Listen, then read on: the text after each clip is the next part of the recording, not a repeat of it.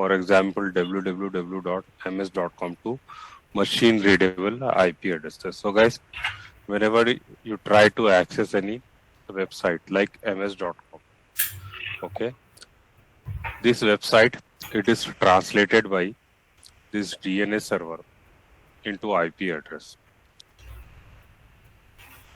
So DNS, what actually DNS is? It is like a contact list in your mobile phone. So guys, whenever you make the calls using names, but in the background, mobile number is getting dialed. The same way, whenever you try to access any website in the background, it will access the website using IP address, not with the name. So without DNS, you need to remember that we have millions and billions websites available all over the internet. And to access the internet, we use these names.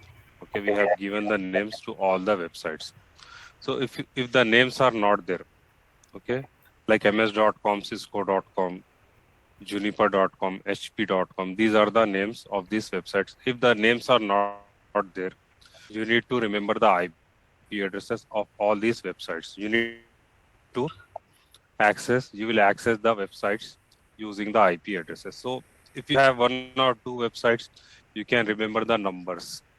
But guys, we have millions of websites and it will be very tough for human being to remember the numbers. So that is why we have assigned the name to these websites, but computers don't understand the name, they understand the IP address. So whenever you will open the ms.com website and it is mapped, this ms.com is mapped with this IP address 10.0.0.1 on the DNS server. This is DNS server and the IP address is mapped with this ms.com domain. So whenever you want to open the, let us say it is ms.com and you want to open this ms.com website, so your request will not directly go to ms.com. The request will go to DNS server. The DNS server will check its database and it will see what is the IP address of this ms.com. Then it will send the IP address to your computer. Then your computer will use this IP address to contact the ms.com. Okay. So it is used to translate, okay, your IP address to domain name and domain name to IP address. So it is the contact list in your mobile number and you make a call using names, but in the background mobile number is getting dialed. So without DNS, you need to remember the IP addresses. So guys, DNS is installed in LAN and WAN. The LAN DNS is called as internal DNS. In your LAN, this is your LAN. And guys, if you remember when you install the domain controller, the DNS will installed automatically. Okay, so it is your internal DNS installed in your LAN. And we have a WAN DNS as well over the internet. It is called as external DNS. We'll see the difference between these two DNSs as well. Okay. So DNS is integrated with Active Directory. It gets installed with Active Directory automatically. So if you remember, we have installed Active Directory multiple times and DNS is also getting installed automatically. This is the Active Directory, domain services, and DNS is installed automatically. And this domain controller is having Active Directory and DNS service. So this domain controller is called as DNS server as well, because it is having DNS service installed. And each domain in forest required name that is called domain name. So guys, here we have installed the domain controller and we have given the name to this domain controller and the name is called as domain name. Okay, this ms.com is the domain name and each domain in the forest required the name. So each domain required the name. This name is provided by the DNS service. So we provide this name with the help of DNS. If the DNS is not there, we can't provide the names. Okay, so this is the work of internal DNS to provide the names to the domain controller. If we assign the name only MS, it is called as NetBIOS name. So guys, if you provide the name only MS without any extension, it is called as NetBIOS name. And if you provide the name like ms.com, MS with extension, it is called as domain name. And IP and PDNS is same because DNS is installed and domain controller. So why we are giving the same IP address, IP and DNS? Because we have installed the DNS on this server and the IP address of the server is 10.0.0.1. That is why the IP address and preferred DNS is same here.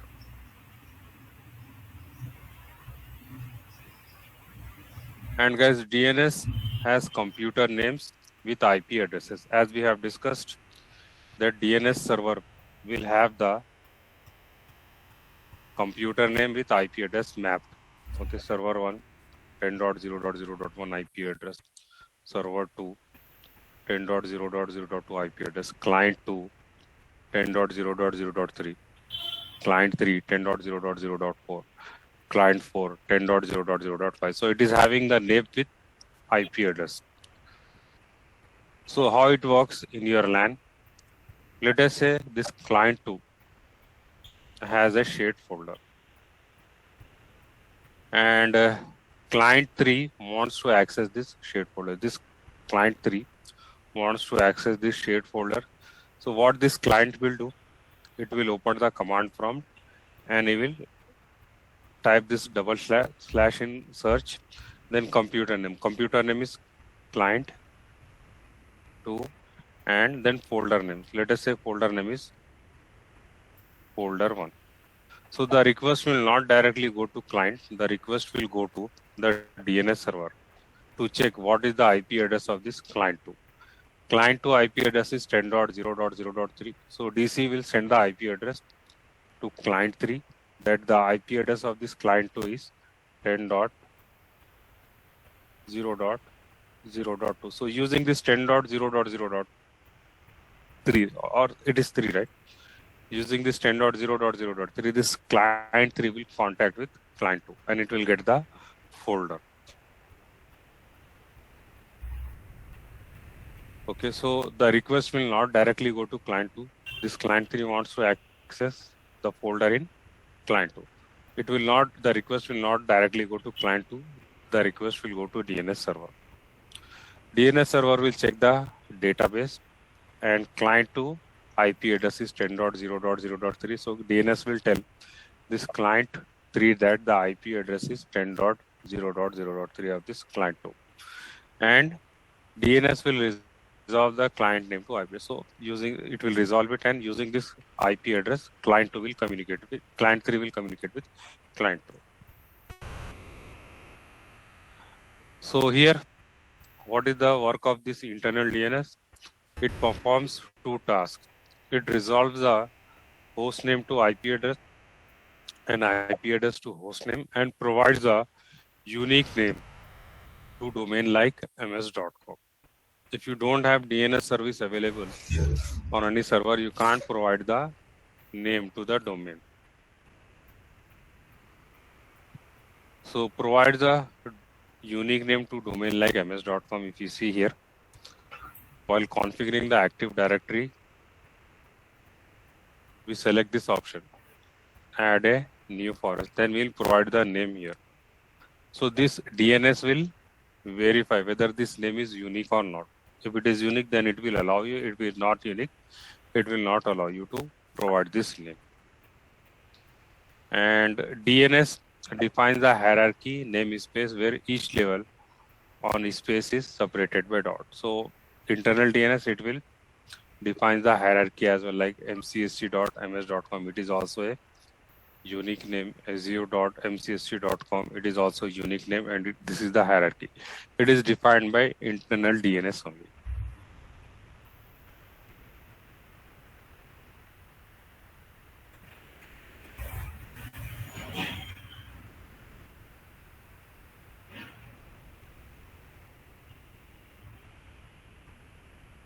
So let us discuss what is external DNS.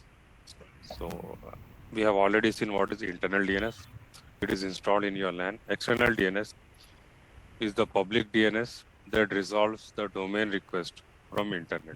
Okay, so this external DNS, it is installed over the internet. So if you want to access cisco.com, the request will go to the external DNS. It will resolve the name to IP address. Okay, so guys, let us say we have cisco.com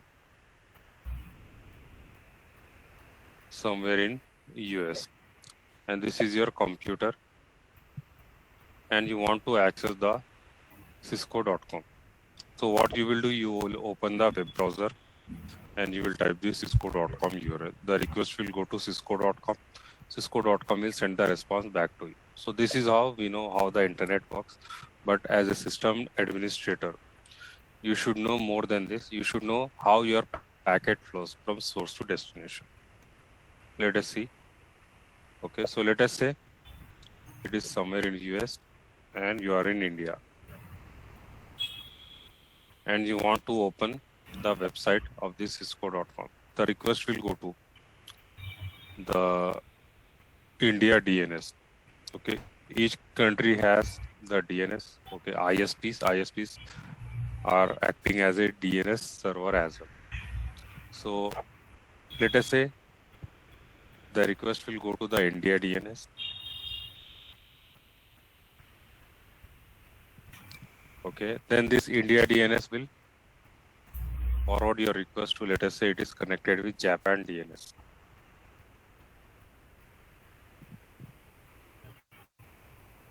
Okay, then Japan DNS, let us say it is connected with UK DNS. UK DNS is connected with US DNS. US DNS is having this cisco.com. So the request will go to Japan DNS, and Japan DNS doesn't have the information about cisco.com, what is the IP address. It will forward the request to UK DNS. UK DNS will forward the request to US DNS. And US DNS is having the information of the cisco.com. Let us say its IP address is 1.1.1.1. Then it will send this IP address to UK DNS. From UK DNS, the IP address will go to Japan DNS. Japan DNS, the IP address will go to India DNS. Then it will go to your PC. That the IP address of the cisco.com is 1.1.1.1. Then your PC will access this website using this 1.1.1.1. Okay. So let us say you want to install one web server. Okay, this is your web server, and you have created the website, and the website is hosted here.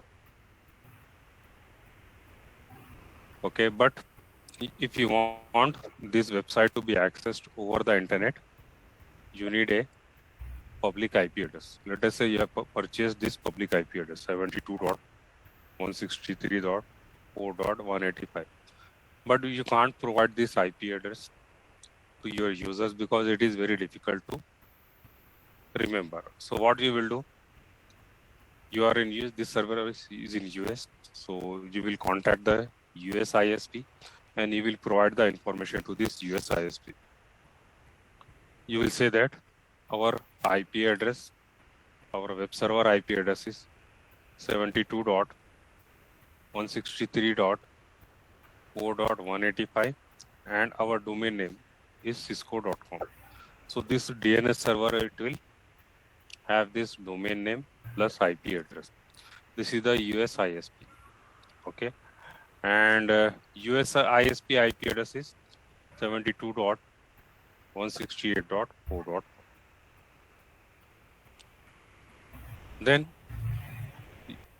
you are in India, and let us say there is one user in India and who wants to access this website. So what he will do, it is connected like this.